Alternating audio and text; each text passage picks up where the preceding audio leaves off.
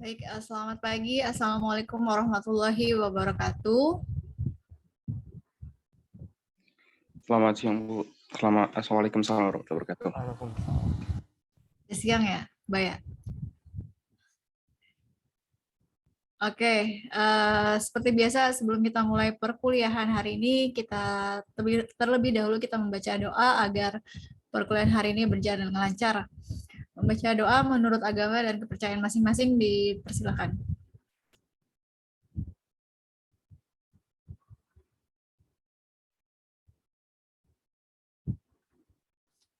Baik, oke. Selamat pagi. Hari ini kita bertemu kembali untuk mata kuliah teknik basis data ya. Oke, ini adalah pertemuan terakhir untuk mata kuliah teknik basis data. Minggu depan sudah minggu tenang, terus minggu depannya lagi baru UAS. Sebelum kita masuk ke materi teknik basis data hari ini, tadi Ibu mau melanjutkan materi yang Ibu sampaikan di pertemuan sebelumnya ya. Masih penasaran dan Ibu harus menyampaikan ilmu ini ke kalian tentang subnetting tadi ya. Oke, lanjut ya. Tadi ini potongan dari mata kuliah komunikasi data yang harus disampaikan di materi teknik basis data karena tadi waktunya nggak cukup. Sudah terlihat belum layar Microsoft Word Ibu? Udah, Bu. Sudah ya, oke. Jadi tadi Ibu sudah memberikan IP kelas C dengan CIDR/24 192.168.1.1. Nanti di sini kita akan mengetahui berapa networknya, mesh-nya berapa, jumlah IP keseluruhannya berapa, dan jumlah IP host. IP host ini maksudnya apa? IP yang bisa diberikan ke komputer-komputer yang menjadi host dalam sebuah jaringan. Ya, tadi untuk masking sudah diketahui dari IP 192.168.1.1. Ini NAT mask-nya 255, 255, 2550. Nah, yang dipertanyakan 255 ini dari mana dapatnya angka-angka ini didapatkan dari mana? Nah, untuk IP kelas C ini kan terdiri dari 4 oktat ya. Ini Ibu ibaratkan sebagai oktat A, B, dan C, di mana masing-masing oktat memiliki 8 bit angka bilangan biner ya. Karena slash CIDR-nya 24, maka 24 ini sudah dibagi ke 3 oktat, sudah dibagi habis ke oktat A, B, dan C. Sedangkan oktat D ini 0 ya, karena 24-nya sudah habis di oktat C. Kenapa 0? Karena bilangan biner terdiri dari 0 dan 1 ya.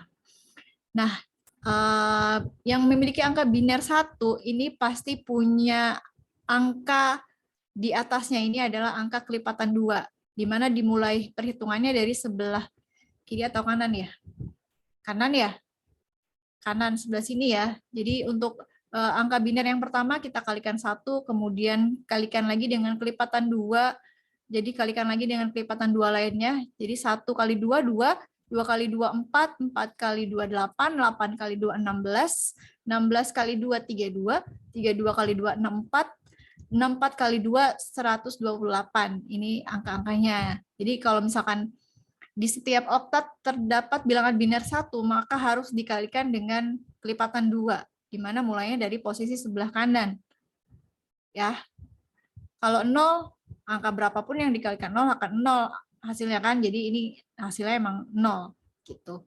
Tapi kalau misalkan ada 1 di sini gimana pakai CIDR 25, misalkan di sini 1. Yang muncul di sini berapa munculnya? Kan kelipatan 2. Berapa menurut kalian? Yang di atas ini angka berapa? Kalau misalkan pakai CIDR/25 ya. Munculnya berapa? Kan ini udah ada contoh perhitungan sebelumnya nih. Ini ada 8 angka biner 1, di mana dari posisi sebelah kanan dikali dengan angka kelipatan 2. Kalau posisi biner satunya di sebelah sini, di paling kiri, atasnya muncul angka berapa? 128. 128, betul. Kalau muncul lagi di sini, satunya berarti 128 dan 64. Kayak gitu. Betul ya, Nana berarti udah paham ya?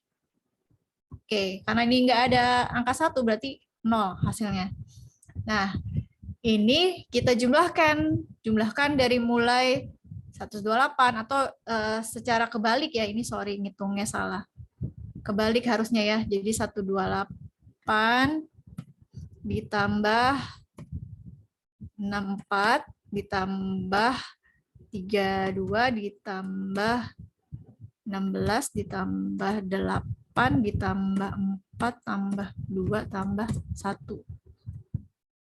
Hasilnya 255. Jadi ngitungnya dari 128 ya. Ngitungnya dari sebelah kiri dulu. Kalau kita ngitung kelipatan dari sebelah kanan. Nah, ketika ngitung kita mulai dari kanan dulu, dari kiri dulu. 128 tambah 64 tambah 32 tambah 16 tambah 8 tambah 4 tambah 2 tambah 1, hasilnya akan muncul 255 dari setiap oktat. Karena sama kan 255, 255, 255. Nah, nilai-nilai inilah yang menjadi net mask dari IP kelas C. Tergantung slash-nya, slash 24, nanti kan ada sampai slash 30 CIDR-nya. Gitu. Semakin kecil CIDR-nya, jumlah host-nya nanti akan semakin banyak. Nah, ini dapatnya dari mana? Selama ini kita cuma kenal 255 net mask, tapi perhitungan manualnya ini kan desimal ya. Kita konversi ke biner akan seperti ini hasilnya. Gitu. Ini adalah pengaplikasian konversi bilangan biner ke desimal dan desimal ke biner. Ini net mask-nya. Nah, kita mau hitung berapakah jumlah IP keseluruhan dari IP 192.168.1.1/24 ini. Berapa jumlah IP-nya gitu kan. Nah, ini ada rumusnya juga. Rumusnya ini 2 pangkat Y. Di mana Y ini adalah jumlah angka 0 yang ada di oktat D. Di oktat D ini kita lihat jumlah angka 0-nya ada 8. Karena slash 24 ya. Berarti 2 pangkat Y, 2 pangkat 8. Gitu. Kita hitung 2 pangkat 8 itu 2 kali 2, 2 kali 2, 4, 4 kali 2, 8, 8 kali 2, 16, dan seterusnya ya. Hasilnya 256. 256. Berarti jumlah IP-nya 256. Ini jumlah IP yang terdapat di IP/24 ini. Dari mulainya 192, 168, 1 titik berapa mulainya? 0 ya, bukan 1, sampai 192, 168, 1255. Nah, untuk network ini selalu IP pertama dari sebuah kelas IP ini. IP pertamanya 0, gitu, network. Kemudian ada lagi yang namanya broadcast. Broadcast IP, broadcast IP, broadcast ini kebalikannya dari IP network. IP broadcast ini adalah IP terakhir 255 gitu. Nah, berarti dari 256 IP ini udah ada yang pakai 2, IP network dan IP broadcast. Nah, kita bisa hitung berapa jumlah IP host yang bisa digunakan untuk kita berikan kepada komputer-komputer klien yang menjadi host di sebuah jaringan. Ya, rumusnya gampang ya, tinggal 2 pangkatnya dikurang 2. Tadi 2 pangkatnya sudah kita ketahui nilainya 255. Tinggal kurangin 2, berarti 254. Gitu. Berarti jumlah IP host yang bisa diberikan untuk klien yang bisa digunakan ya, IP-nya berjumlah 254 IP. Mulainya dari mana? Ya, dari 192, 192, 168, 1.1 sampai dengan 192, 168, 1.254. Seperti ini. Jadi ini yang dinamakan dengan subnetting. Ini sebenarnya udah banyak ya aplikasi atau web-web yang menyediakan untuk perhitungan subnetting secara otomatis, tapi kalian harus bisa menghitung subnetting secara manual juga. Kalau orang IT harus bisa. Nah, gimana kalau ada soal kelas IP-nya CIDR 125 misalkan. Ya tinggal diganti aja 25 kan sampai sini kan tadi 1 di sini nilainya di atasnya 128. Berarti subnetnya 1 untuk IP 192.168/25. Subnetnya bukan 25 lagi, 0 lagi, tapi 255, 255, 255, 128. Nah, berarti jumlah hostnya pun akan berubah, bukan 254 lagi. Karena kan di sini jumlah nolnya juga berubah, bukan 8 lagi, tapi 7. Tinggal 2 pangkat 7. Nah, ini pun berarti berubah ya. Nanti berubah, ke bawahnya juga pasti berubah. Jumlah hostnya akan semakin berkurang. Gitu. Ini adalah subnetting perhitungan manual. Harus bisa nih, orang IT harus bisa subnetting manual, biar tahu, oh ini dari mana 255 gitu. Terus kenapa, berarti kalau kalian mau pakai IP, misalkan jumlah host yang mau kalian konfigurasi jaringannya ada 300, berarti pakai yang /24, nggak bisa pakai yang /25, karena kalau yang /25 jumlah host IP-nya semakin sedikit. Gimana? Jelas? Ada yang mau ditanyakan? Ada yang belum paham? Nana, Aldo, Haba? Ini subnetting. Ini masuknya ke ya ini ya komunikasi data juga. Ini masuk ke penerapan konversi bilangan desimal ke biner, biner ke desimal. Terus untuk konfigurasi IP juga ini masuk ke subnetting. Karena ketika kita melakukan komunikasi data, ada protokol IP di sana, ini kita harus paham. Oh ini networknya segini, broadcast-nya segini, NAS-nya segini. Boleh Word-nya ini Ibu Sep, Ibu share di chat ya. Ini, apa nanti keluar juga di UAS ya, Nak? Keluar di UAS nggak nih, Nak? Subnetting. Keluar ya? Berapa jumlah subnet? Bukan yang 24 lagi, nanti Ibu tanya yang /25, /26, 27 gitu ya. Harus bisa ya. Ini nanti keluar deh di UAS. Semua dong. Misalkan cara ngitung host berapa jumlahnya. Paling Ibu tanya gitu. Khususnya cara perhitungan ini nih, apa? Net mass. Ini net mass ya, net mass. Oh, wih, apa aja nih boleh ya? Berarti Ardo udah ngerti ya. Mana-mana aja boleh. Sikat ya, sikat aja ya, Do ya. Semua soal disikat sama Aldo. Ya nanti paling ditanya untuk IP kelas 25 misalkan, net mass-nya berapa? Kalau yang kelas 26 /CDR 26 net mass-nya berapa? Paling kayak gitu. Terus jumlah host IP-nya berapa? Jadi kan kalian harus ngitung dulu kan, ngitung subnetting yang ini nih dari awal sampai akhir. Kalau udah dihitung semua, kelihatan jumlah hostnya berapa, jumlah IP keseluruhannya berapa, networknya berapa. Network kan pasti selalu dari 0 ya. Paling net mass sama jumlah host itu yang sering ditanya. Ibu share ya di sini ya untuk subnetting. Udah Ibu share. Nanti kalau ditanya Prof. Ono perhitungan subnetting manual, jadi kalian udah bisa nih.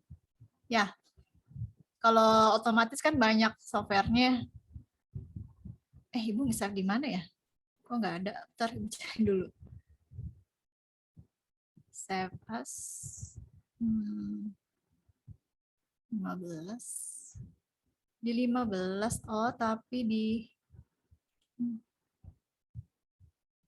15 betul. Oh, bukan di sini.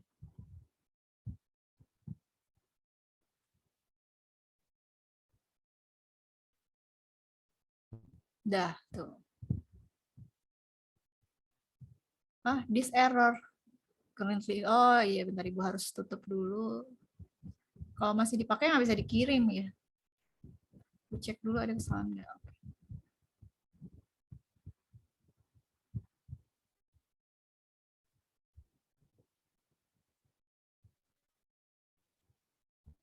Oke.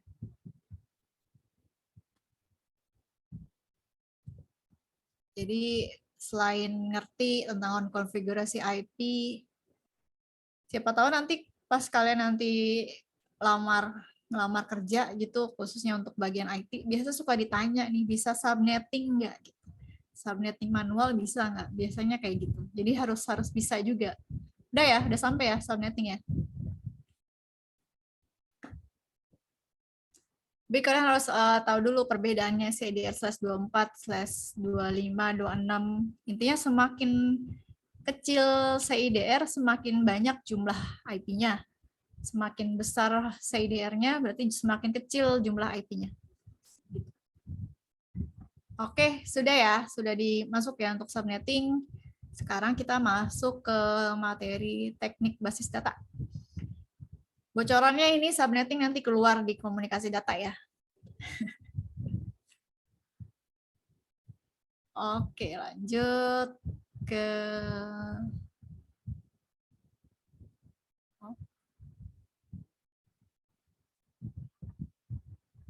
mana ya? Screen aja deh.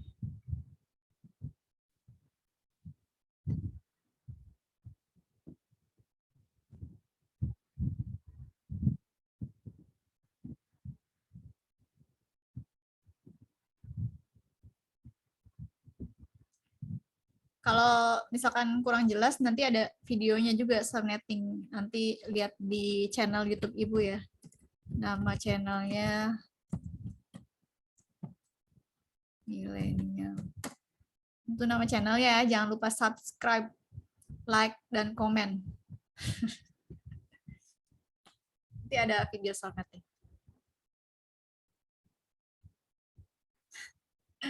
Oke, terima kasih Aldo. Nah, di materi perkuliahan teknik basis data hari ini, pertemuan 15, di sini akan sedikit Ibu sampaikan materi terakhir ya, yaitu tentang error handling. Nanti Ibu akan jelaskan definisi dari error handling ini apa. Kemudian setelah itu kita akan langsung masuk ke praktek. Di praktikum ini selain membahas tentang error handling, juga akan membahas materi-materi dari pertemuan sebelumnya, di-review kembali. Nanti prosedur keluar lagi, join juga keluar lagi, seperti itu. Jadi untuk praktikumnya Ibu sudah buat untuk materi studi kasus yang sederhana ya, supaya bisa mengcover materi-materi yang sudah kita praktekkan sebelumnya.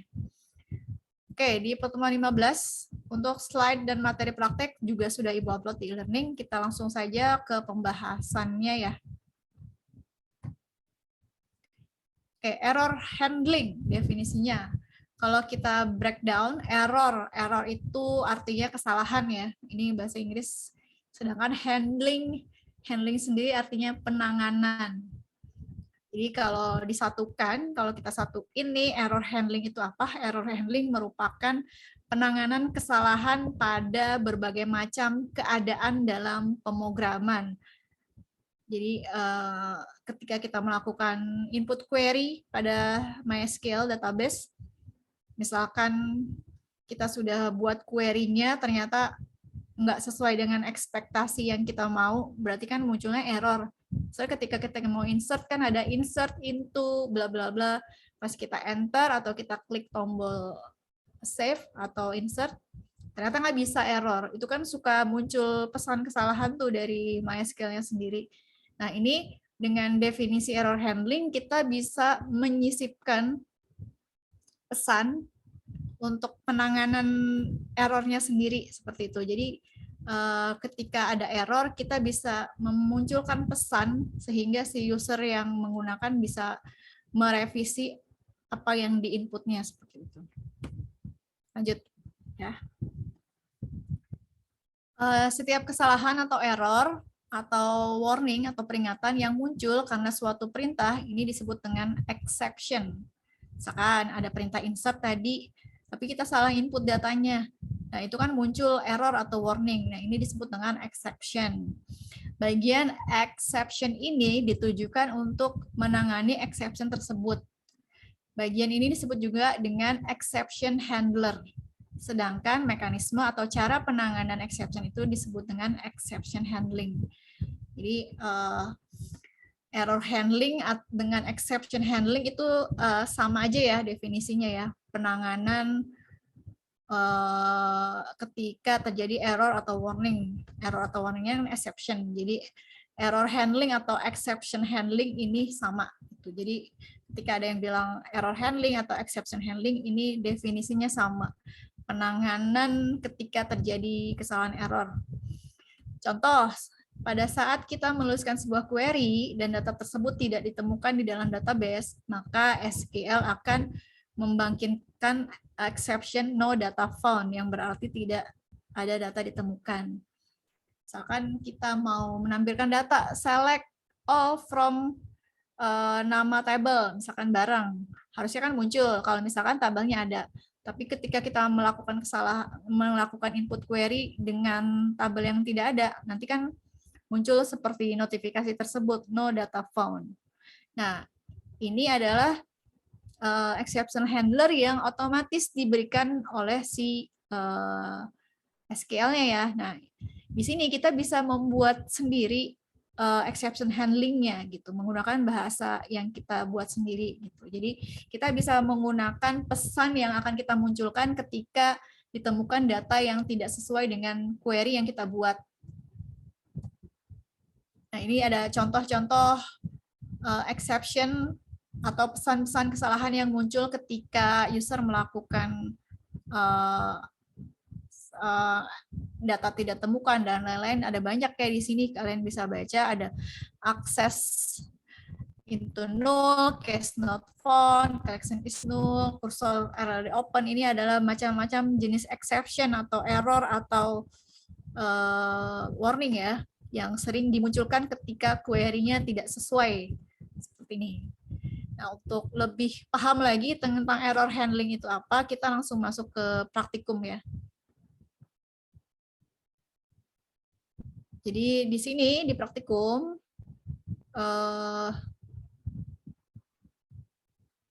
Ibu sudah membuat skenario praktek yang mana di dalamnya terdapat error handling, ada prosedur yang sudah kemarin kita praktekkan, kemudian ada join.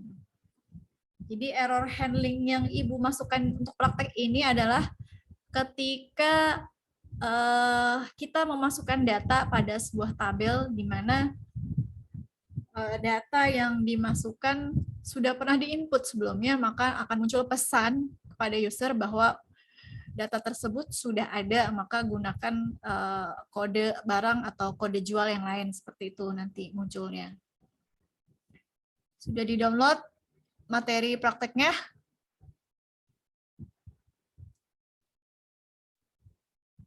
Sudah ya, kemudian silahkan aktifkan SAMPP-nya, MySQL-nya.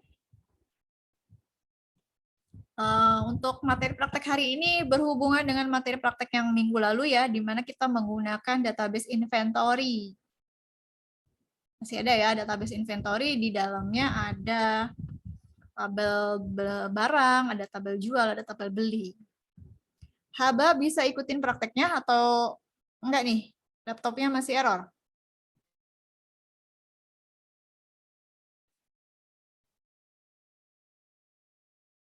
Mbak, bisa ikutin prakteknya atau gimana nih?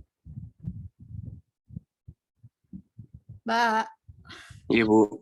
Mbak, mau ikutin prakteknya bagaimana? Masih error nggak laptopnya? Saya belum diinstal, Bu. SAM-nya.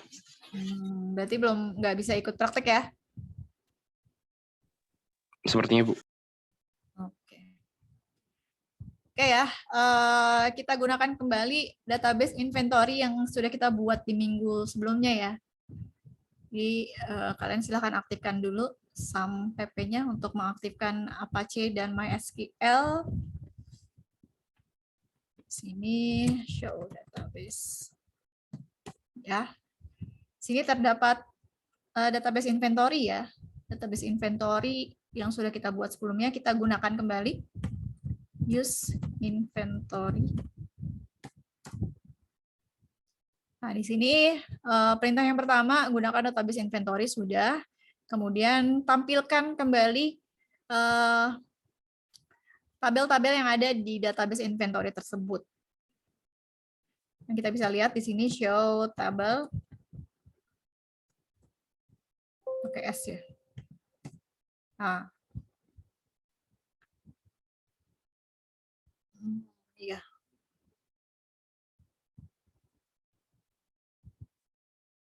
Berarti sebelum UAS sudah harus rampung ya, Mbak ya, karena untuk UAS TBD ini outputnya kamu harus membuat database gitu. Baik, Bu. Oke, Tapi yang kemarin nggak ada masalah kan? Kenapa? Yang sebelum-sebelumnya nggak ada masalah kan? Nggak ada. Minggu lalu kan kamu izin ya. Minggu lalu kita bikin ini database inventory. Oke, kalian di poin B, kalian diminta untuk menampilkan semua tabel yang terdapat di database inventory. Perintahnya masih ingat ya,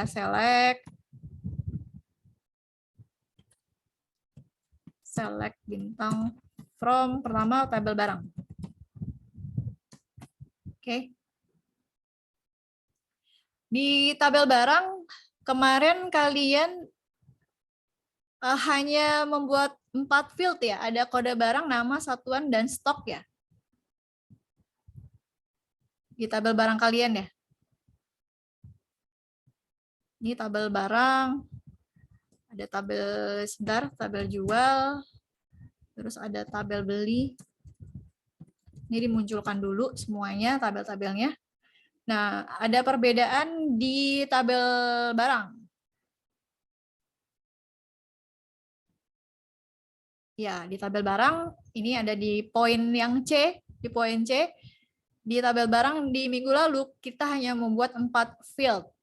Kode barang, nama, satuan, dan stok. Nah, tugas kalian adalah menambahkan satu field baru di tabel barang, yaitu field harga. Ya, perintahnya itu apa? Ini sudah ada di sini ya, alter table, spasi nama tabelnya barang, spasi add. Nah, nama field yang harus ditambahkan harga, tipe datanya integer 10. Silahkan ditambahkan. Setelah ditambahkan, otomatis kan isinya kosong ya, 0 ya, untuk setiap record yang ada dari BR01 sampai BR06, 0. Nah, berarti kalian juga harus mengupdate di tiap recordnya menggunakan perintah query update spasi barang set harga.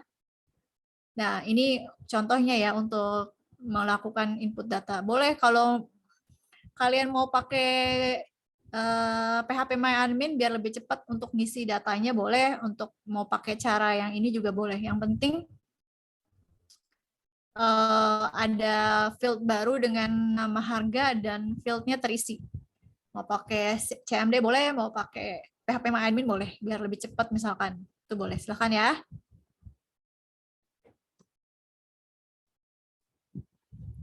Berapa lama nih waktunya? 5 menit ya, cukup.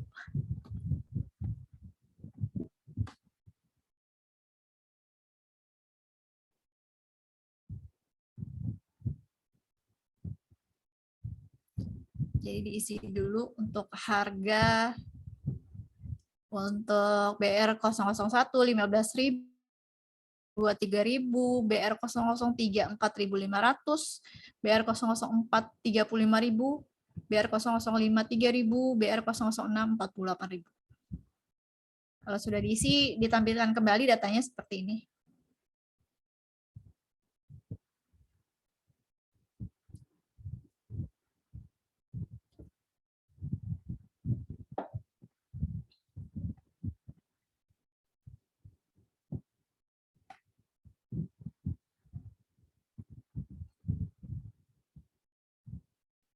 Lima menit kelamaan nggak? Nak? Nak? Cukup ya?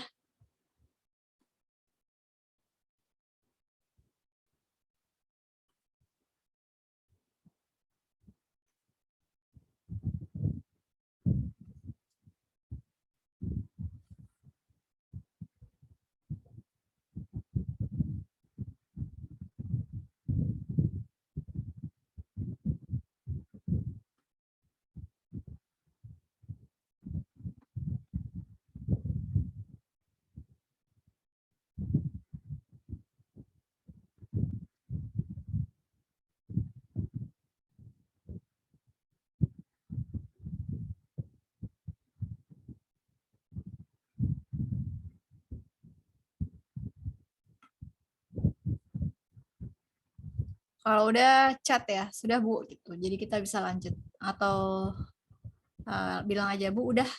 Jadi kita bisa lanjut ke poin D.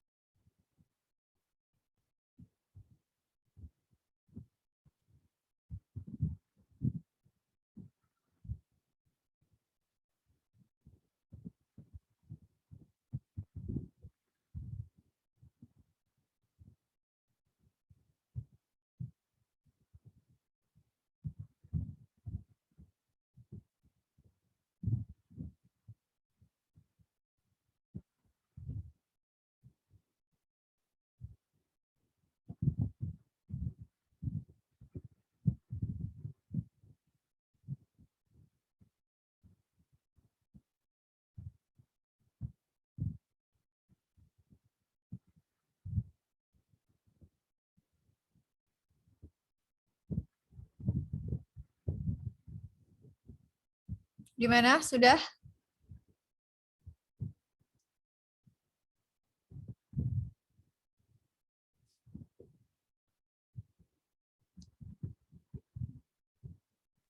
Itu sengaja, Bu. Tulisannya PSC. Peace. Iya. Satuan kan? Enggak, itu PSC. Yang mana? Satu. Yang gula. Oh, iya ya. Piece-nya tuh maksudnya perbungkus, Dok. Mbak. Bukan Apa? bukan gula yang dihitung satuan. Enggak, itu tulisannya PSC. Satuannya. Iya, PCS. Enggak, itu PSC, Bu. Yang mana? Gula. Gula. Sebentar. Oh iya, kebalik ya. Berarti tinggal di modify. Berarti ya. Update. Darang. Set. Satuan. Sama dengan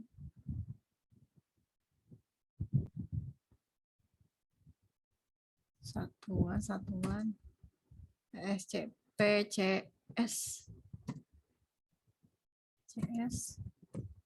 where kode sama dengan 7.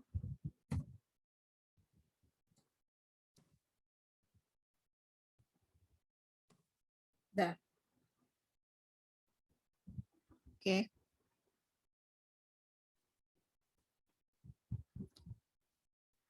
Gimana Aldo, Nana, sudah?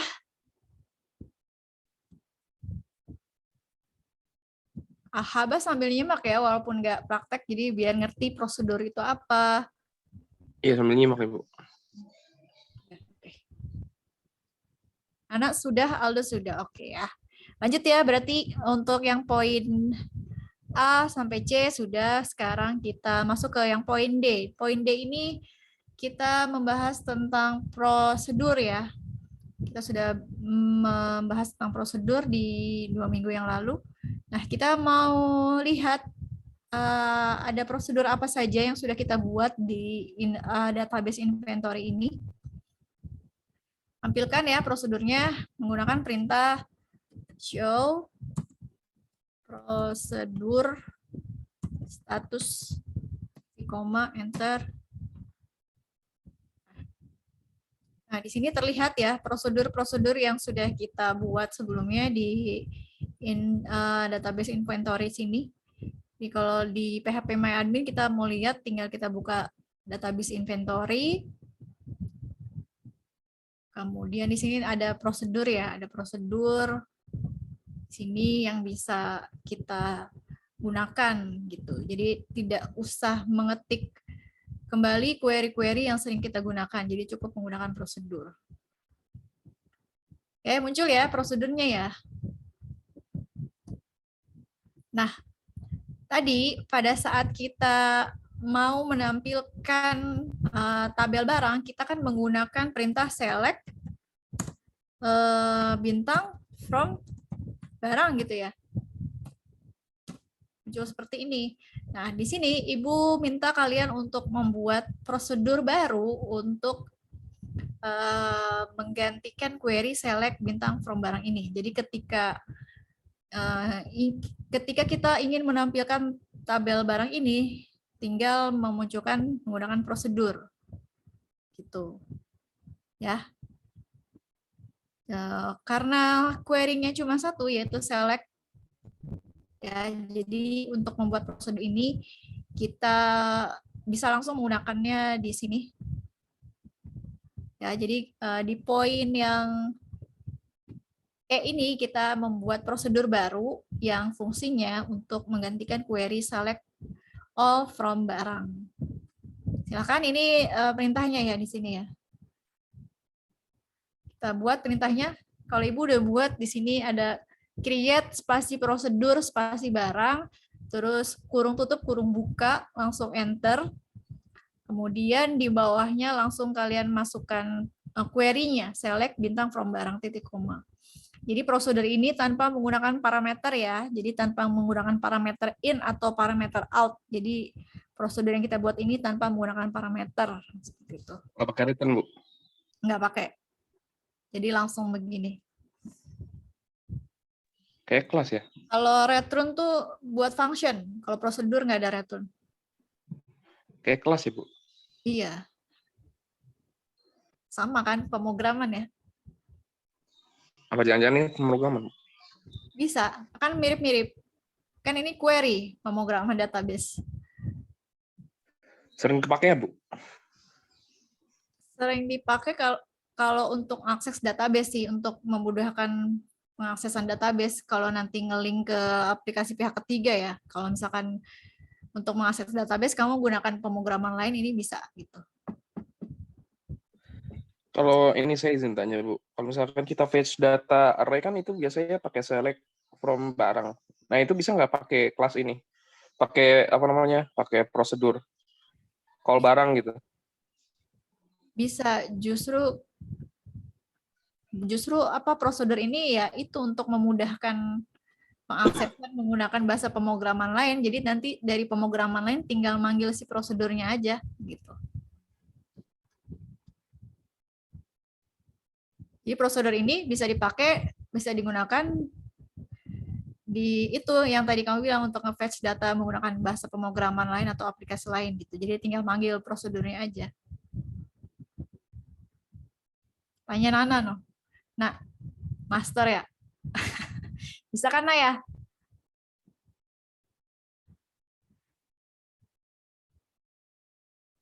Oke, prosedurnya sudah dibuat. Aldo, sudah dibuat doh prosedurnya. Jadi kalau prosedurnya sudah dibuat, ketika kita mau manggil tadi tuh, yang tadi ditanya Haba, kita mau manggil, tinggal pakai perintah call aja. Nih. Jadi ketika prosedurnya sudah dibuat, kita mau execute, kita mau panggil, tinggal masukkan perintah call spasi nama prosedurnya. Prosedurnya tadi barang ya. Karena tanpa parameter, jadi dalam kurung ini kita kosongkan, langsung titik koma. Nah, jadi muncul. Jadi prosedur ini bisa digunakan untuk nge-link ke bahasa pemrograman lain atau aplikasi lain. Jadi tinggal pakai panggil prosedurnya aja. Jadi tanpa harus memasukkan perintah select all from barang. Jadi prosedur ini sudah bisa digunakan untuk menampilkan tabel barang secara keseluruhan. Gitu.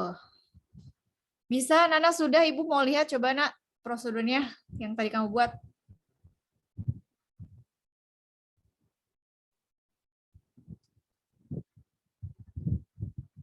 Oke, sudah di call ya.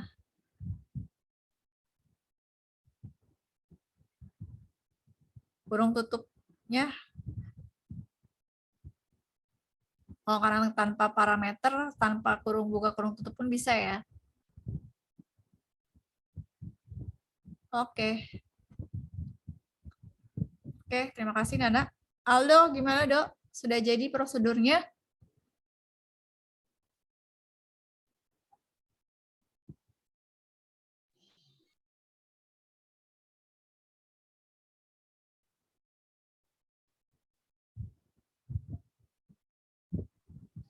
Tapi tetap harus deklarasi variabel yang utama kan?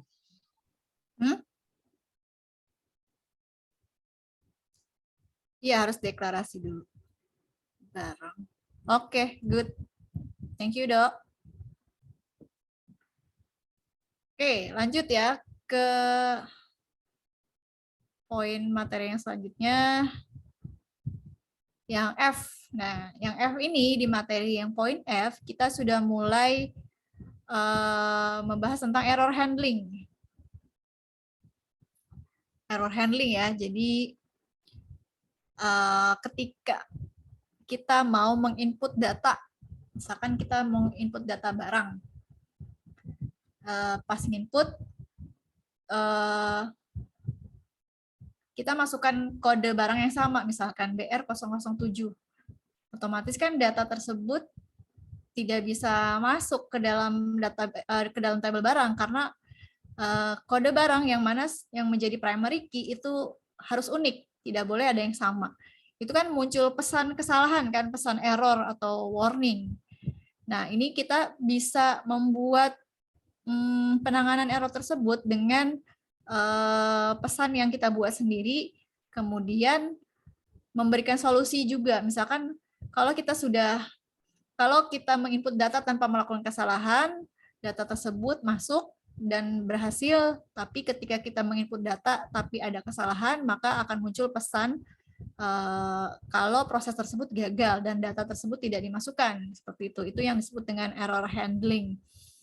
Nah, di sini kita akan membuat prosedur baru yang mana di dalamnya terdapat error handling. Ya. Jadi error handling ini masuk ke dalam prosedur baru yang difungsikan untuk menginput data. Nah, di pertemuan minggu yang lalu kan sebenarnya kita sudah membuat ya prosedur yang kita gunakan untuk melakukan input barang ya. Ini ya prosedur yang PCDR insert barang. Yang ini ya sebenarnya kita udah buat kan minggu lalu. Yang dimana seperti ini kan ada parameter in dengan 5 field yang ada, karena kemarin kan kita belum ada field harga, jadi belum ada nih field harga, cuma kalau yang sekarang kita sudah buat. Nah, ini hanya begini saja kan kalau prosedur yang minggu lalu untuk menginput data barang yang baru. Nah, tapi ketika kita akan memunculkan error handling, di sini harus kita ubah deklarasinya seperti itu. Nah, ini kita harus membuat prosedur yang baru yang ditambahkan dengan deklarasi. Ini kalian buat di itu saja ya, di command prompt. Di sini kalau kalian lihat perbedaannya, kelihatan nggak yang digambar? Jelas nggak tutorialnya?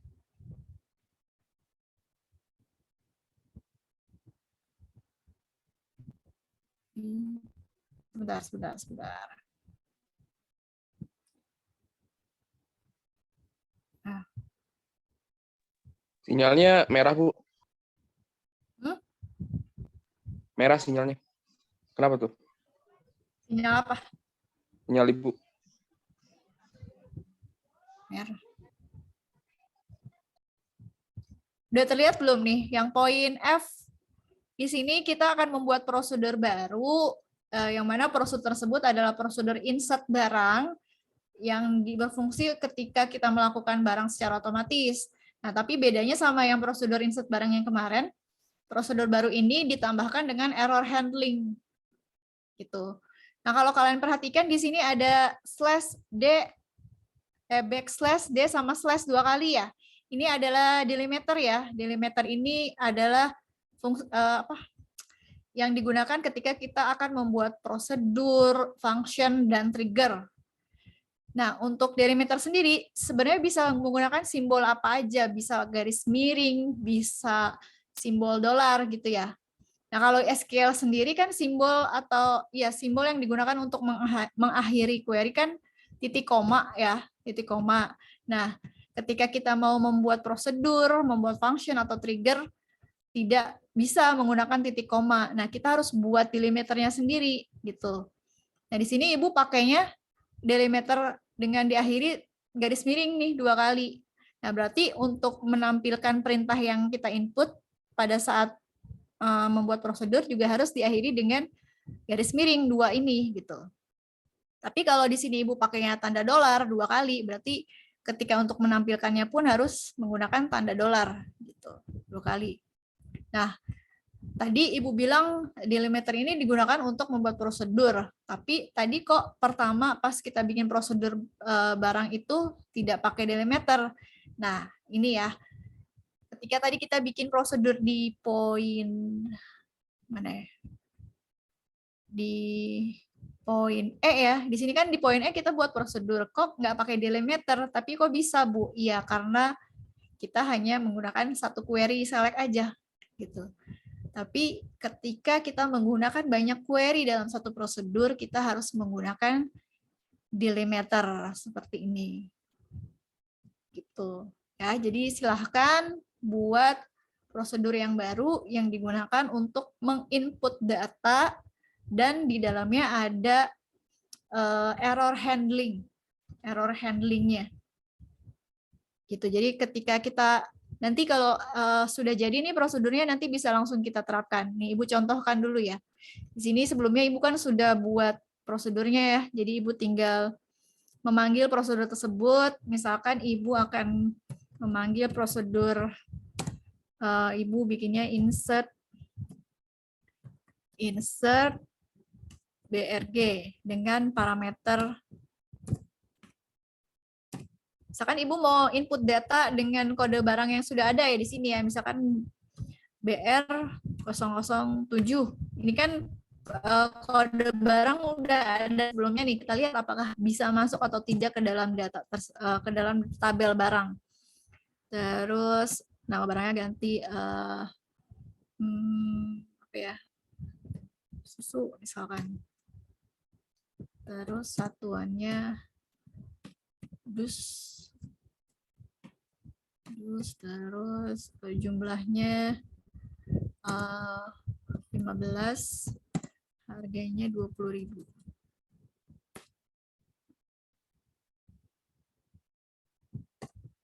Nah, di sini ya Ibu di sini Ibu belum masuk ke delimiter ya, jadi masih pakai titik koma. Tapi ketika kita sudah masuk ke delimiter, nanti setelah titik koma kita harus masukkan lagi simbol delimiter yang sudah ditentukan garis miring 2 tadi. Misalkan ini ya, Ibu memanggil prosedur insert barang, enter. Nah, muncul error handling. Ini yang disebut dengan error handling. Dengan pesan sebagai error code ya. Proses insert data gagal. Gunakan kode barang yang baru. Jadi di sini ada pesan kalau data yang tadi kita masukkan gagal. Tidak masuk ke dalam tabel barang. Di sini ada tambahan informasi, gunakan kode barang yang baru. Oh, berarti kode barang yang tadi digunakan itu sudah dipakai sebelumnya. Karena kode barang kan primary key, nggak boleh ada yang sama. Nah, gagal kan? Ini ada error code, terlihat ya pesan errornya ini yang disebut dengan error handling. Nah, Ibu coba lagi, Ibu input data yang baru dengan kode barang yang baru. Misalkan di sini Ibu ganti BR008. Enter.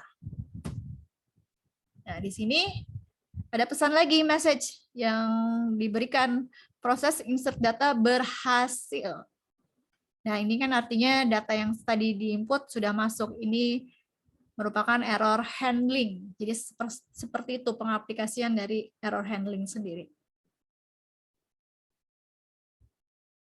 Jadi error handling ini disisipkan di dalam prosedur. Ini adalah error handling ini juga bisa diterapkan ya untuk prosedur-prosedur yang lain ketika kalian mau melakukan insert, update, atau delete data. Seperti itu. Tinggal kalian bikin skenario-nya mau seperti apa. Penanganan error gitu ya. Jadi ini dibuat menggunakan delimiter ya, seperti ini. Kalau kita lihat di sininya, di phpMyAdmin, seperti ini rutinnya namanya insert barang, prosedur, ini parameternya untuk menginput data. Nah, sebelum diinput data, dideklarasikan dulu error handlingnya. Jadi begin declare exit handle for SQL exception, select. Proses input data berhasil, ini kalau data berhasil ya. Kemudian kalau error, pesannya seperti insert gagal gunakan kode yang baru. Baru setelah itu, di sini ada query insert-nya. Query insert into barang, ini nama field-nya. Value-nya ini select count. Nah, di select count ini dia untuk melihat nih, dari field ini kira-kira ada data yang sama enggak, di mana acuannya kode barang gitu. Kalau misalkan kode barang yang dimasukkan sama, berarti nggak bisa, data nggak masuk, gagal. Seperti itu.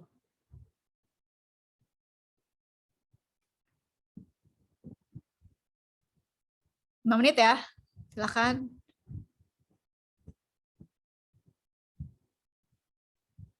Nah, ini kita masih masuk ke kalau kalian setelah bikin delimiternya, berarti kalau mau balik lagi ke mode normal di luar delimiter, tinggal ketik aja delimiter titik koma. Jadi ini kan /d garis miring. Kalau mau balik ke mode normal lagi, tinggal /d titik koma lagi gitu. Jadi untuk uji coba, ketika kalian masih di dalam delimiter ini, ketika kalian memanggil kan titik koma nggak bisa, masukkan ini nih, garis miring 2 kali baru di enter lagi. Karena masih di dalam delimiter. 5 menit ya, kalau sudah silakan dikonfirmasi di chat.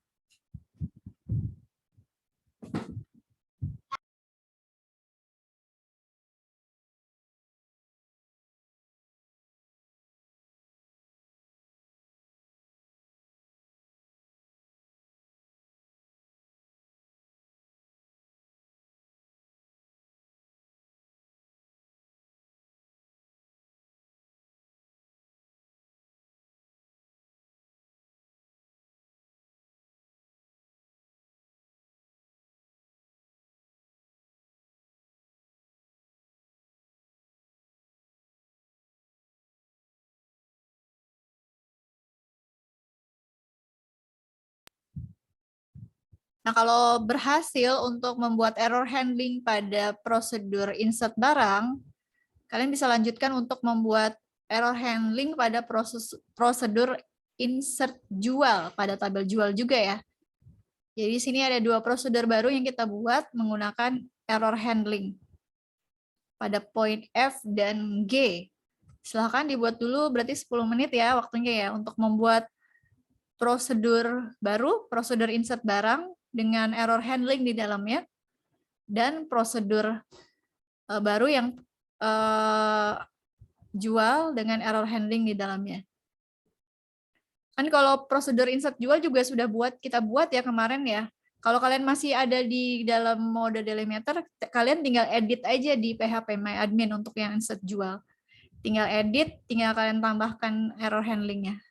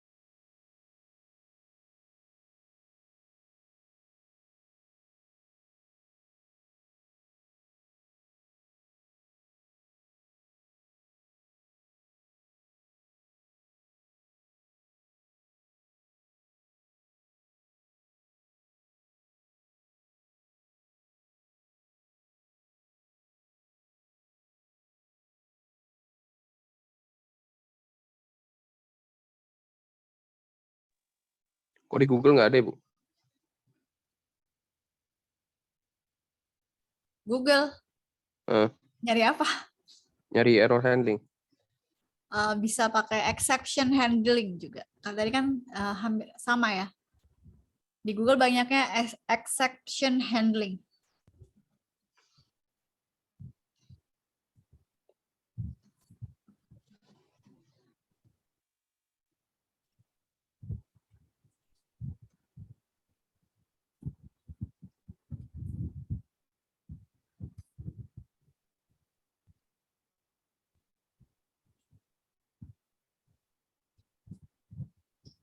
Ini ya, jadi error handling juga dikenal dengan istilah exception handling, penanganan exception. Exception itu bisa error atau warning gitu.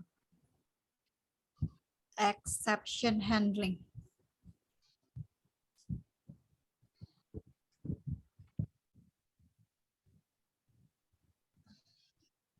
Jadi untuk yang error handling di prosedur insert jual, kalian tinggal edit aja ya. Tinggal edit aja untuk prosedurnya. Untuk yang jual ini kan sudah kita buat ya minggu lalu. Prosedur insert jual ini kalian tinggal edit di bagian definition-nya ya. Kemarin kan kita sampai sini. Atau mau buat baru biar nggak ribet, buat baru aja lah, nggak apa-apa, silahkan buat baru. Tapi kalau kalian mau edit di prosedur yang sudah ada yang jual itu nggak apa-apa, terserah.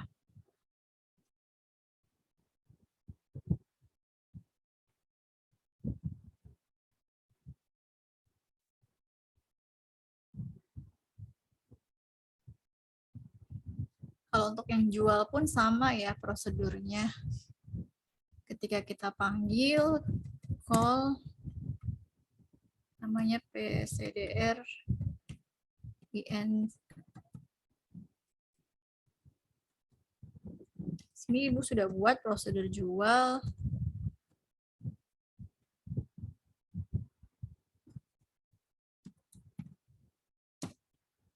Sini Ibu akan coba memasukkan nomor faktur yang sama.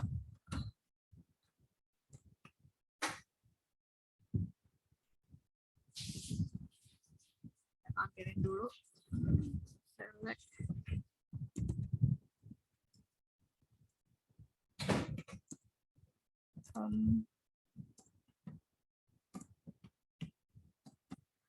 Jual di sini ada 3 transaksi yang sudah ada di tabel jual. Di sini Ibu akan mencoba menambahkan transaksi yang baru menggunakan prosedur yang di dalamnya ada error handling.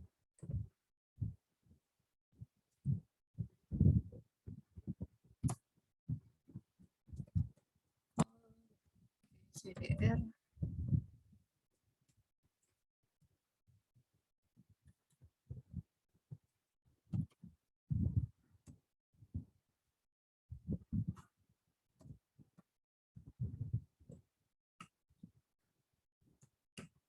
Ini Bu coba menggunakan nomor faktur yang sama dulu. Tanggal 2022 06 30. Ada barangnya BR 003.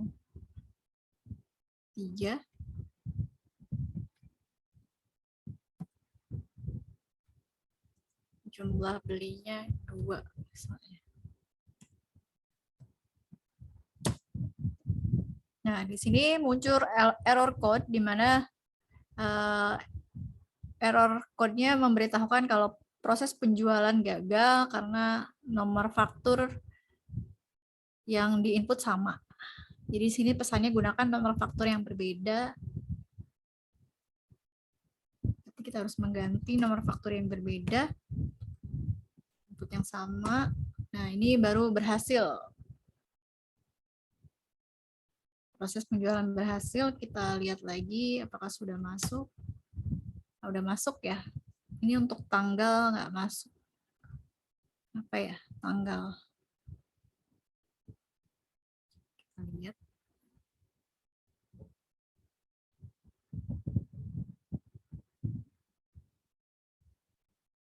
Tanggal kita ganti aja deh. Bar chart.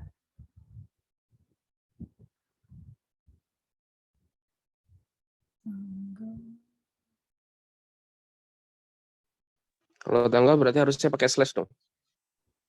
Kalau date tipenya. Bisa nggak Iya. Bu kalau pakai slash? Coba ya. Bentar. Date. Coba Ibu coba ya, Mbak.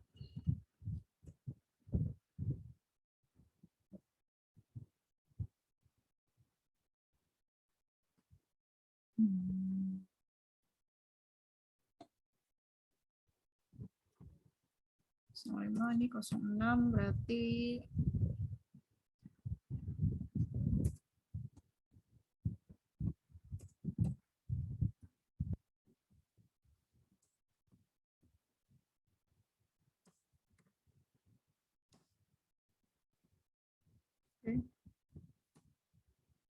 sama aja.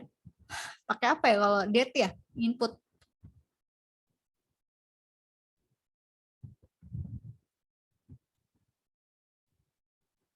Apa titik kali? Masa? Kalau di sini langsung bisa sih. Kalau pakai PHP MyAdmin, kalau pakai PHP MyAdmin masuk. Pakai strip. Terus ganti pacar aja deh.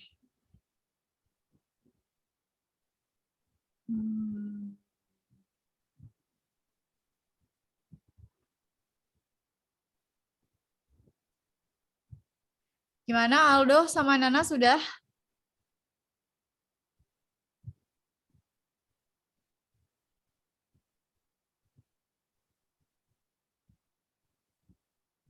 Oh iya, Ibu nggak pakai titik ya Bu atasnya Bu. Mungkin itu karena nggak pakai titik Bu. Hah? Udah bisa kayak coba ditambahin titik Bu. Gimana ya? Ya ditambahin apa namanya? Titik kayak quote gitu. Tanda kutip. Nah, tanda kutip. Coba lagi ya. Pakai apa nih? Slash apa dash? Dash Bu. Des. Nah, Udah, kemarin nyoba begitu. kenapa? Nggak bisa Bisa? juga. Nggak bisa juga? Ya, coba ya. Biar kamu nggak penasaran.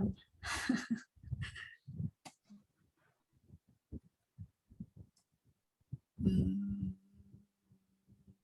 35 deh. Ya, pastilah. Oh iya ya. Iya berhasil, Mbak. Muncul, berarti nggak pakai kutip karena dianggapnya ini ya, karakter ya, bukan angka ya. Penulisan tanggal juga masuknya ke karakter ya.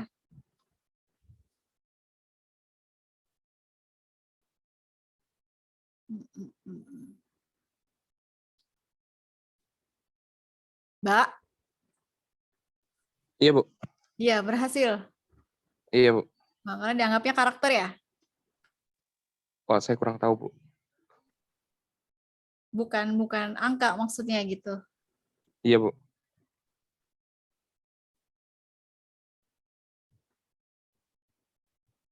Gimana Haba, Nana, sudah atau belum membuat prosedurnya dengan error handling?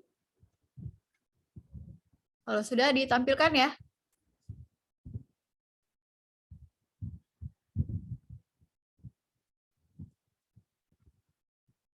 Kalau ada yang belum mengerti boleh ditanyakan. Saya boleh lihat nggak, Bu? Coba lihat. Oke, Nana udah. Coba Nah di view Nah.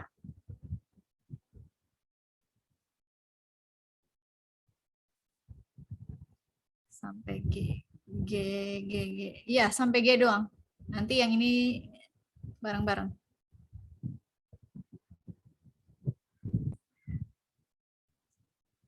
Oke, prosedur insert barang tadi ya. Prosedur insert barang dengan error handling. Kamu contohkan dulu memanggil prosedurnya dengan error handling ya. Oke. Enter.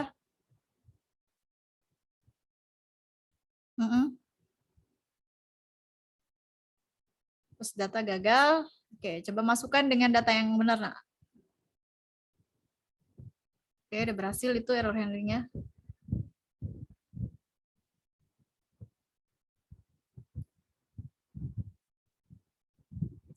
Berarti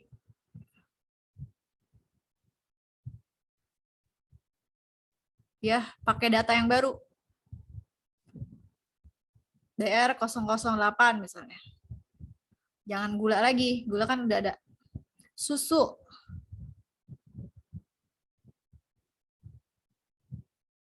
Nggak pakai Kak, Nak. Boleh lah ganti.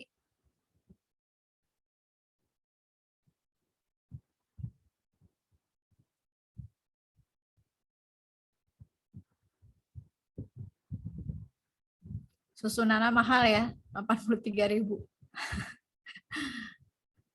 Oke, coba enter.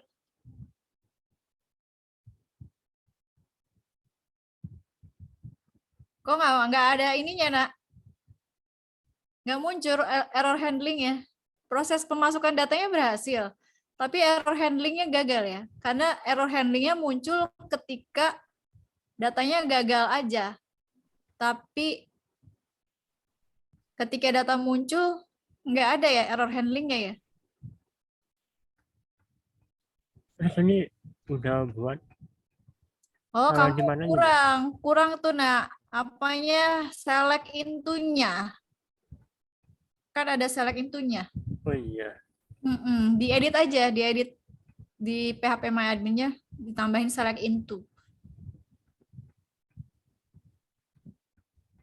Jadi ketika data gagal muncul tuh, tapi ketika data berhasil tapi nggak ada notifikasi atau nggak ada error handling apa-apa ya kan? Ya. Ya. Kan ada di bawah insert itu ada select count gitu ya. Yang prosedur jual juga sama.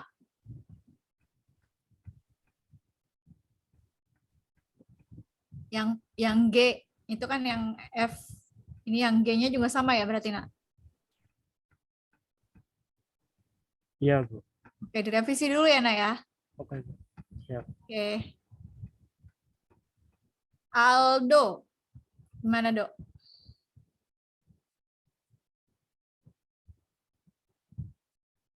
Oke. Itu yang barang ya. Kalau insert barang, oke, gagal berhasil.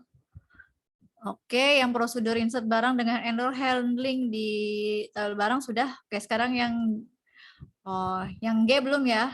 Oke, lanjut, Dok. Thank you.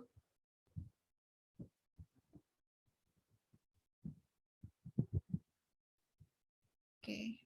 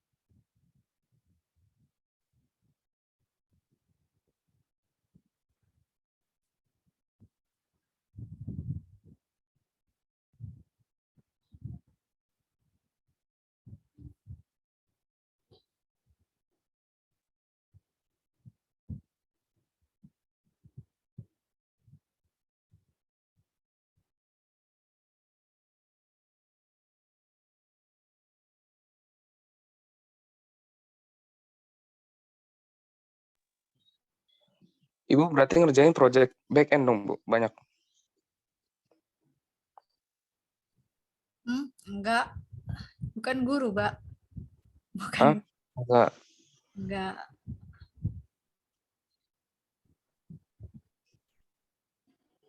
Enggak megang proyek-proyek. Tapi pernah kan ngerjain? Enggak pernah. Proyeknya apa? Proyek ujian aja paling. Ujian anak sekolah. Itu Kalau proyek eksternal nggak ada? enggak pernah sih. Enggak pernah megang kayak gitu. Mau ngajakin Ibu? Boleh kalau ada proyek, Mbak.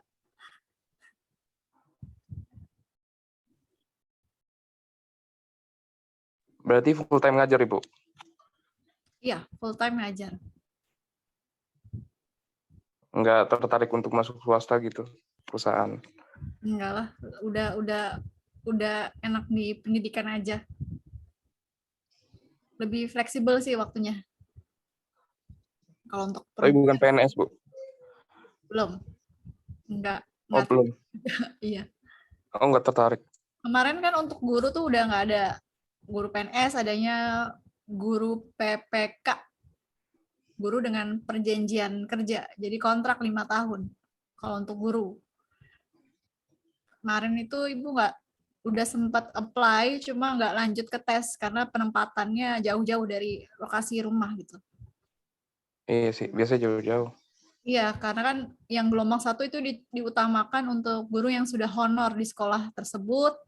Nah, kalau ibu kan ngehonornya bukan di negeri, ngehonornya juga di sekolah swasta gitu. Nah, di gelombang 2 baru tuh dibuka untuk guru swasta yang guru honor yang di swasta. Cuma pas gelombang 2 ibu nggak ikut tes karena penempatannya jauh-jauh gitu. Jadi difokus di swasta aja deh. Sama aja ya kan? Gajinya beda nggak, Bu? Beda dong. Apa? Gaji. Gaji? Beda lah. Sorry. Beda lah.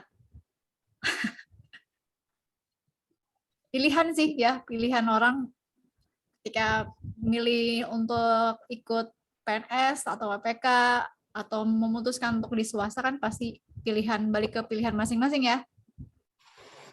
Sesuai dengan kebutuhannya masing-masing gitu. Hidup itu pilihan ya, Dok ya. Iya betul. Gimana, Dok? Udah, Dok? Seperti Aldo ya yang memilih migrasi dari NTT ya, Dok ya, ke Tangsel. Project apa, Mbak? Bermigrasi. Iya, betul. Pasti kan untuk lebih baik gitu ya. Ibu nggak main project-project, Mbak. Ngurusin anak orang aja udah lumayan menguras tenaga.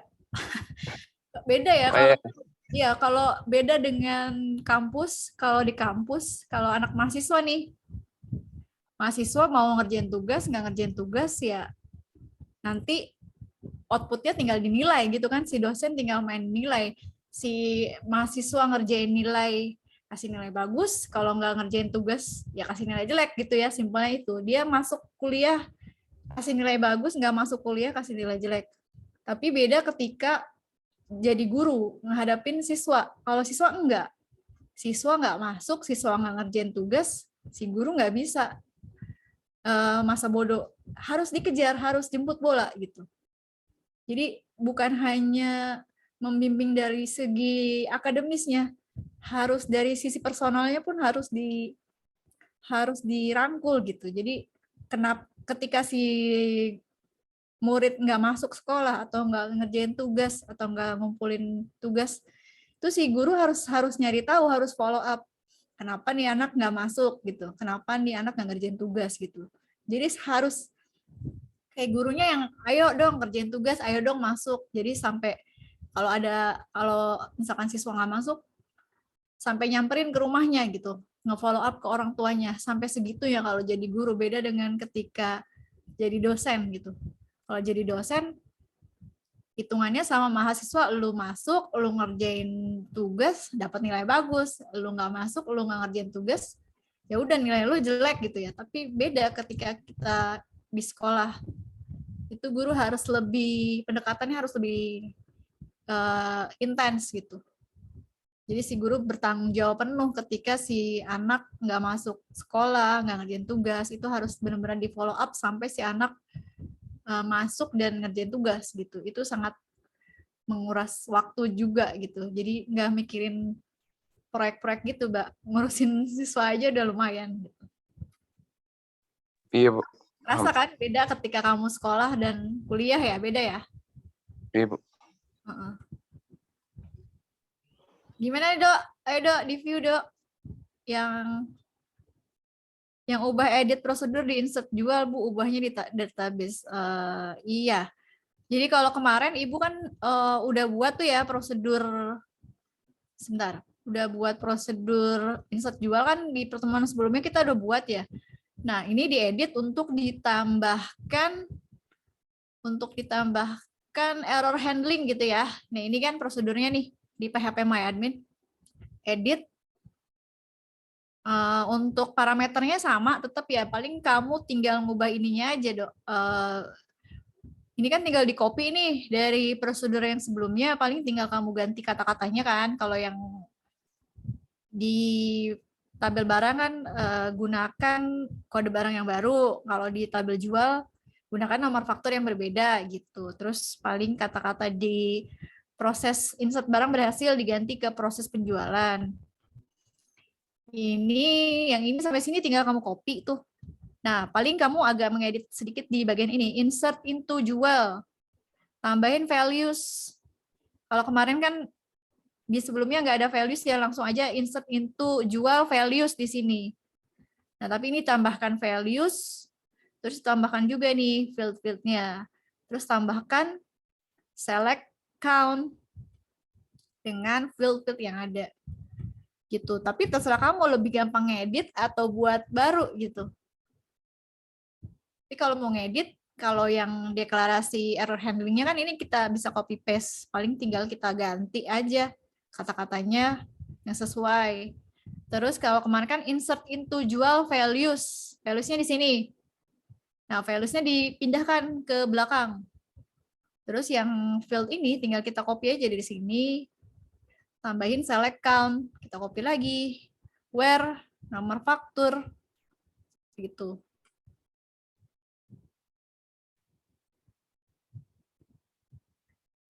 Gitu, Dok. Ya. Jadi gini Bu, case-nya Bu. Jadi gini case-nya, kita kan ada mata kuliah RPL namanya. Nah, tadi situ disuruh buat program gitu. Bisa nggak kalau seandainya kita itu minta advice ke Ibu mengenai back-end-nya gitu. Jangan, itu namanya melangkahi, Mbak. Enggak, soalnya ini langsung aplikasi jadi yang sangat dinamis aplikasinya. Apa ya? Kenapa ini ya? Secara etika harusnya minta langsung ke dosennya dong. Ya, jangan ke Ibu. Ini direkam loh, Mbak. Masalahnya dosennya gitu deh pokoknya. Iya, udah. udah, stop. Ya. Gimana, Aldo? Udah bisa ngedit ya?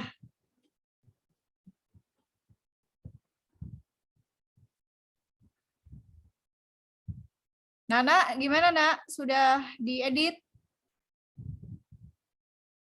Tadi kan Nana kurang nambahin select count-nya itu yang bisa mengetahui apakah kode barang ini atau nomor faktur ini sudah di-input sebelumnya atau belum gitu. Jadi ketika masuk datanya nggak ada notifikasi. Yang edit di prosedur apa aja? Yang mana nih, Nak? Yang ini kan tadi Nana tuh yang belum, sebentar. Nana tuh tadi yang ini ya kan kurang select count.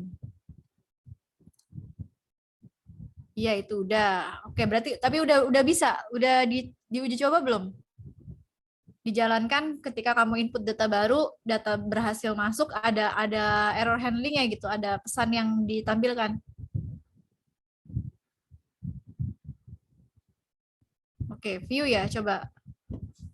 View dulu. Tadi kan kamu sempat gagal tuh.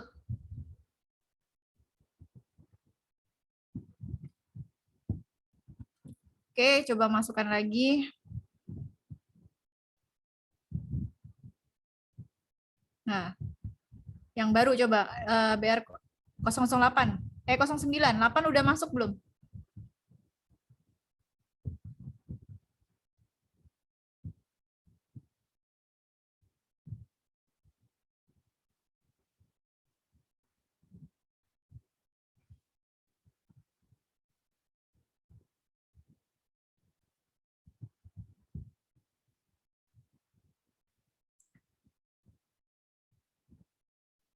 Hmm, 8 belum ya? Oke.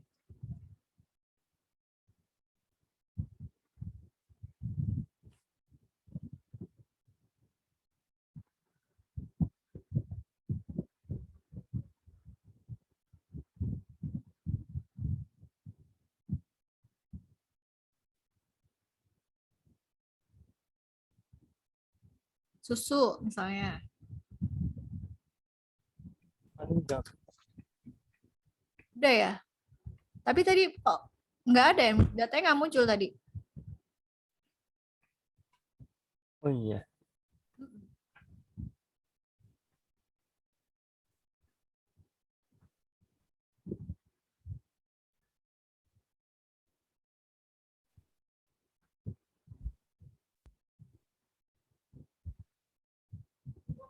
Hmm,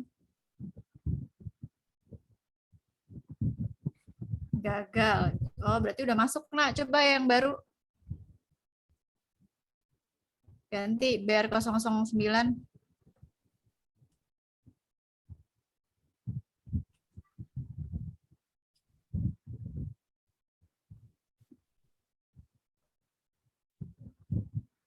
Tuh, udah masuk ya. Hmm. Kopi deh, ganti kopi.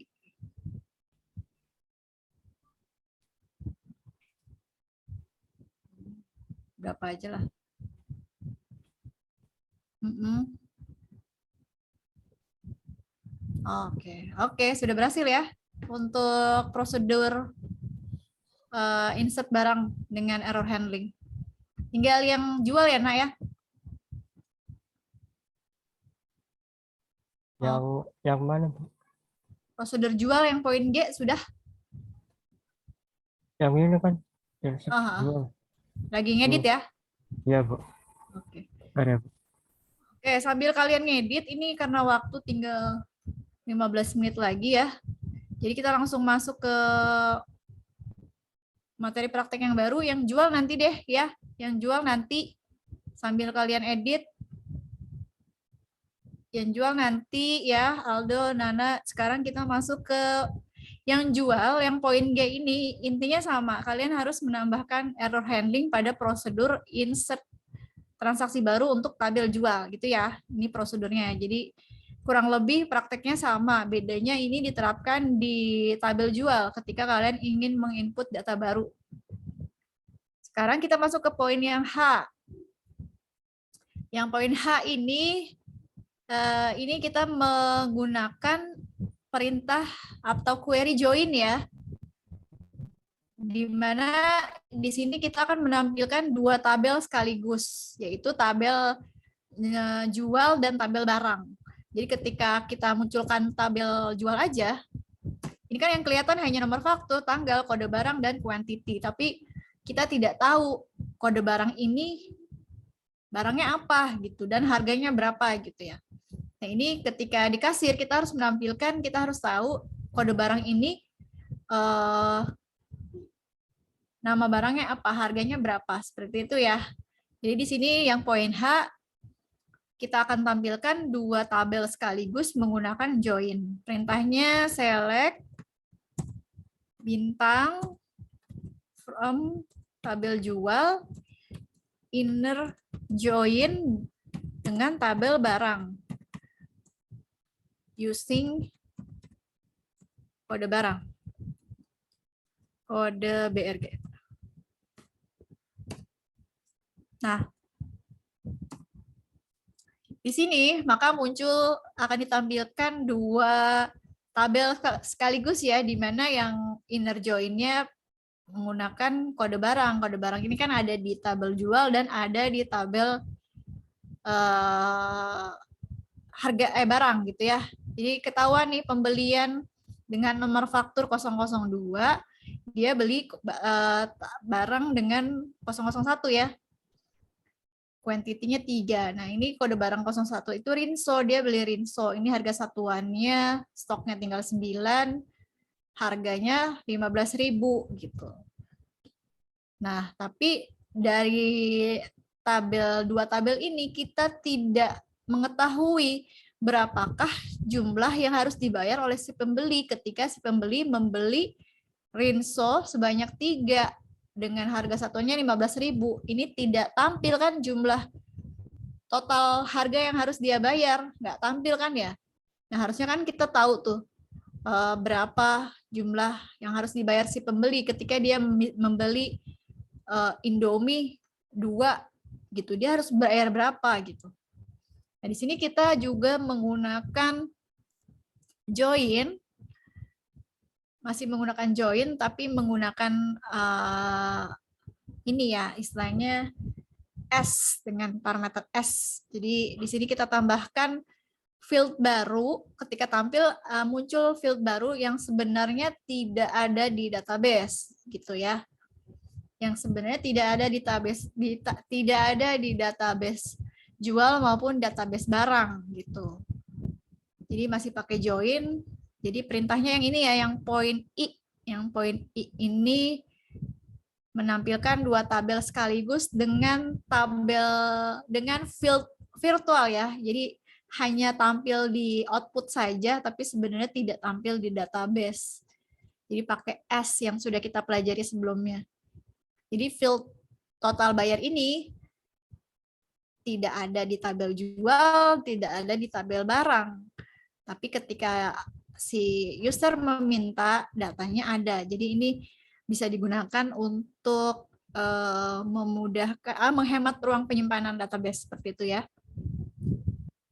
Kita masukkan perintahnya, select, bintang, koma. Di sini kita akan masukkan perhitungan dari field quantity dikali dengan field harga yang field quantity ini kan adanya di tabel jual, sedangkan tabel harga adanya di tabel barang gitu ya. Tapi ini kita bisa buat field baru dengan hasil quantity dikali harga. Nah, ini kita tampilkan pakai S dengan nama field yang baru, total bayar from jual inner join dengan tabel barang menggunakan kode barang. Seperti ini, enter. Nah, ketika di enter, maka akan muncul field yang baru, yaitu total bayar. Nah, total bayar ini tidak ada di tabel barang maupun di tabel jual. Ya, muncul ketika si user melakukan permintaan untuk output saja. Jadi ini bisa menghemat ruang penyimpanan database ya. Nah, di sini sudah terlihat ya untuk total bayar. Jadi ketika transaksi jual, si kasir bisa mengetahui berapakah total bayar yang harus dibayar oleh si customer, si pembeli. Misalkan ada customer membeli, di sini dia yang transaksinya paling banyak ya, yang hitungnya lumayan susah. Ada transaksi yang terjadi pada tanggal 23 Juni misalkan. Dia beli 5 minyak goreng, beli 5 botol minyak goreng dengan harga satunya 48.000. Jadi dia langsung bisa tahu, oh total yang harus dia bayar adalah 240.000. Seperti itu. Ya, jadi ini perpaduan join dengan S. Jadi muncul field baru, field virtual ya, yang tidak ada di tabel manapun, tapi bisa ditampilkan ketika kita ingin menampilkan pada output seperti itu. Nah, terakhir di yang poin J ini, kalian harus membuat prosedur baru di mana menggunakan query ini, select ini. Ini query yang ini, select bintang, quantity, kali harga, S total bayar from jual inner join barang using ini, kalian buat prosedurnya. Karena ketika misalkan si kasir mau mengetahui nih berapakah jumlah yang harus dibayar oleh si pembeli, dia nggak harus repot-repot mengetik query yang sepanjang ini gitu. Jadi dijadikan prosedur supaya gampang ketika query ini dipanggil kembali. Kan kalau ibu sudah buat nih, jadi ketika ibu mau mengetahui berapakah jumlah yang harus dibayar, ibu tinggal panggil prosedurnya, call nama prosedurnya total bayar. Seperti ini. Jadi langsung muncul kembali tanpa harus mengetik panjang-panjang query yang tadi kayak gini, select from. Ini kan susah ya, lumayan ribet. Jadi tinggal manggil prosedurnya aja. Pakai prosedur call. Yang tadi tuh. Call total bayar. Maka muncul hasil yang sama dengan query yang sudah kita input sebelumnya untuk memunculkan total bayar dari gabungan dua tabel ini, jual dan barang. Bisa enggak? Nah, karena waktunya udah tinggal 10 menit lagi, jadi Ibu bocorin aja ya. Bocorin prosedur yang poin J ini ya. Poin J ini nama prosedurnya total bayar. Nih, seperti ini.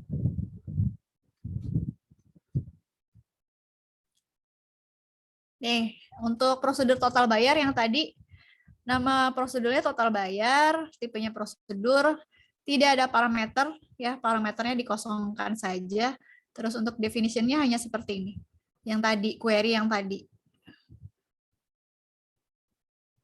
Definernya local host. Atau mau lebih gampang buat di command prompt juga boleh. Silahkan, masih pakai delay meter. Ya, nanti untuk yang poin G tadi kalau misal susah bisa di skip dulu, kalian langsung ngerjain yang ini. Yang poin I yang terakhir membuat prosedur untuk menampilkan tabel jual yang dijoin dengan tabel barang, kemudian muncul satu field baru, field virtual ya, yang hanya ditampilkan di output tapi tidak tersimpan di dalam database, sehingga si kasir bisa mengetahui berapakah jumlah total bayar yang harus dibayar oleh pembeli gitu.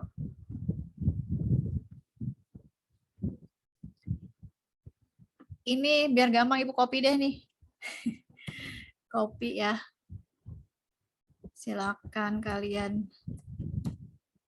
Tuh, silakan copy paste di prosedur yang baru ya. Sudah ada di chat. Jadi tinggal bikin prosedur baru, nama prosedurnya total bayar, tidak ada parameter, langsung query-nya yang ini sudah Ibu share di chat. Silakan buat prosedurnya. Prosedur tadi digunakan untuk membuat ini ya, prosedur total bayar. Nah, itu tuh udah dikirim ke WA tuh sama Haba.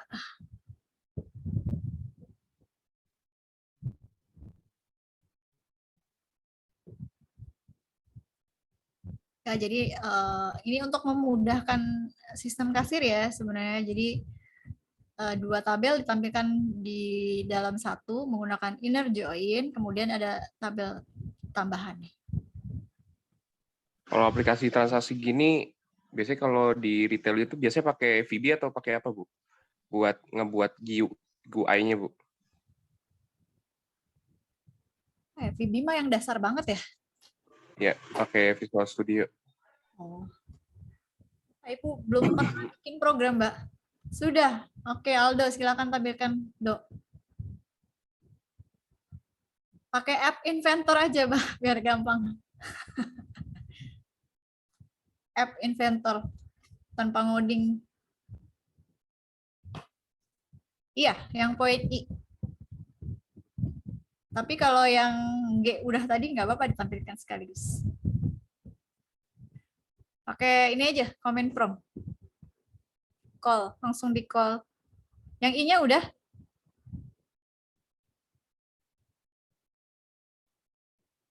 Oh, yang G dulu, mau yang G dulu. Oke, kalau yang G dulu silakan.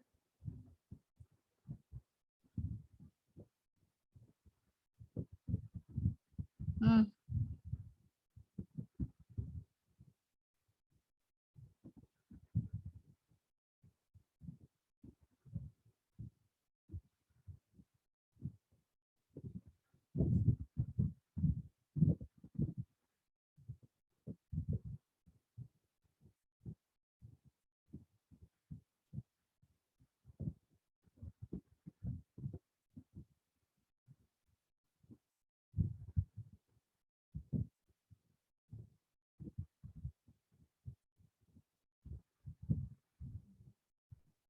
Ya, input dengan nomor faktur yang sama dulu, coba.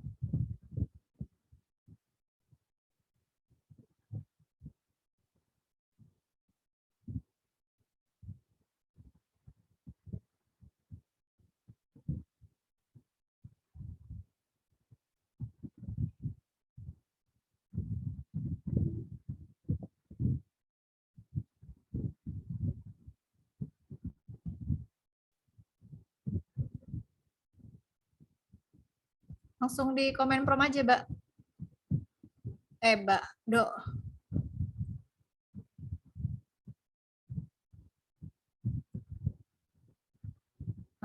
Terus tanggalnya 22.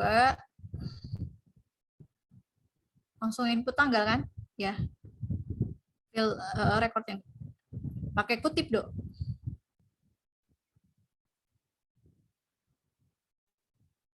Mm-mm. 2022 strip 06 strip 30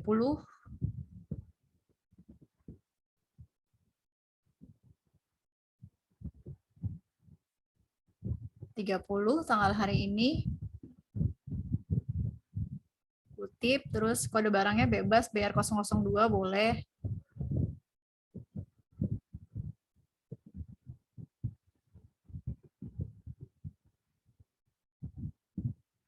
Boleh.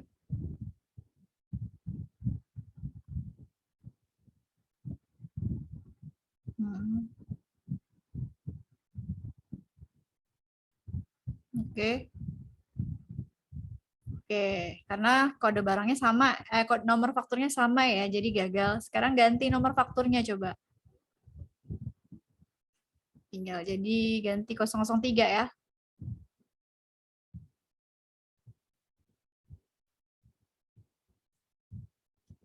Oh, udah ada tapi ya. Oh, 3 udah ada. Oke, 5. Oke. Oke, proses penjualan berhasil. Siap. Jadi sudah berhasil ya prosedur insert jual dengan error handlingnya sudah berhasil. Tadi yang I sudah, Dok. Yang I membuat prosedur baru untuk menampilkan join antara tabel jual dan barang dan tambahan field barunya, field virtual. Yang I kan J ya? J apa? I sih ya? Yang paling ujung, yang paling terakhir? J ya, oke. Yang prosedur I kan yang poin I kan dibuat prosedurnya tuh, ya kan? Yang poin I ya itu dibuat prosedurnya. Yang select bintang itu kan query tapi belum dibuat prosedur. Kalau setelah dibuat prosedur kan tinggal di call aja kan supaya tampilannya kayak gitu tanpa kita harus mengetik yang baru. Iya itu.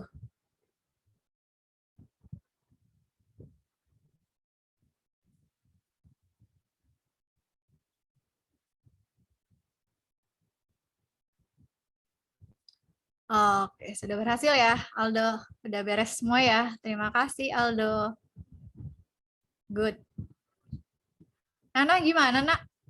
Tadi Aldo udah berhasil semua. Nana udah berhasil? Aman, Bu. Cobalah, mau lihat dulu, Nak. Yang J. Langsung ke J aja ya. Oke. Oh, cuma BR 05 doang ya, Nak ya? Nggak muncul semua ya, Nak? Oh, Bu. Identitas penjual ingredient barang. Soalnya minggu... Oh, iya. Iya, bener. Soalnya kalau punya ibu sama Aldo kan transaksinya udah banyak ya. Kalau Nana cuma satu rekor ya, Nak ya? Oke. Waktunya cuma 10 doang. Oke, terima kasih Nana. Iya, minggu lalu baru buat satu. Kalau ibu tadi uji cobanya banyak tadi. Jadi banyak rekor.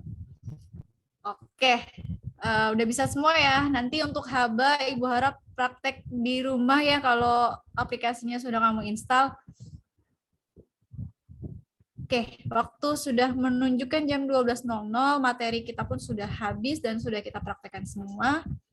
Berarti sudah selesai ya perkuliahan pertemuan 15 kali ini. Minggu depan, minggu tenang. Sekali lagi sampaikan minggu depan, minggu tenang, tidak ada perkuliahan. Baru minggu depannya lagi akan dilaksanakan ujian akhir semester. Tadi sudah disampaikan untuk mata kuliah komunikasi data, UAS-nya akan diberikan 50 soal pilihan ganda. Kalau untuk teknik basis data itu berupa tugas untuk dari mulai normalisasi ya. Normalisasi sampai pembuatan database-nya seperti itu. Sampai sini ada yang mau ditanyakan? Silakan Aldo. Bu mau tanya, normalisasinya yang Ibu kasih soalnya kali itu atau beda lagi? Yang kemarin, yang terakhir itu yang Ibu sempat taruh di slide ya, di pertemuan berapa ya waktu itu? Iya, Yang itu. iya, oke, terima kasih Bu.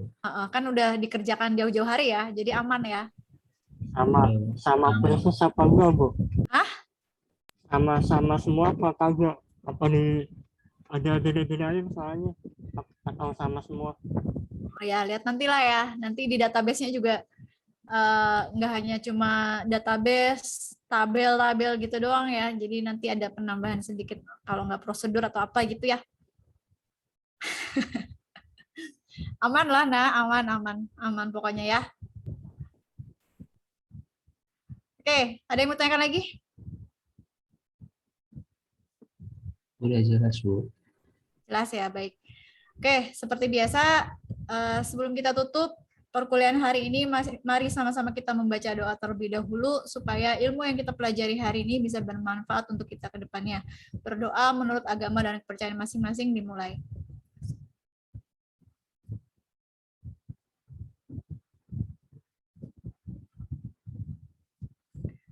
Berdoa selesai, Ibu akhiri pertemuan kuliah hari ini.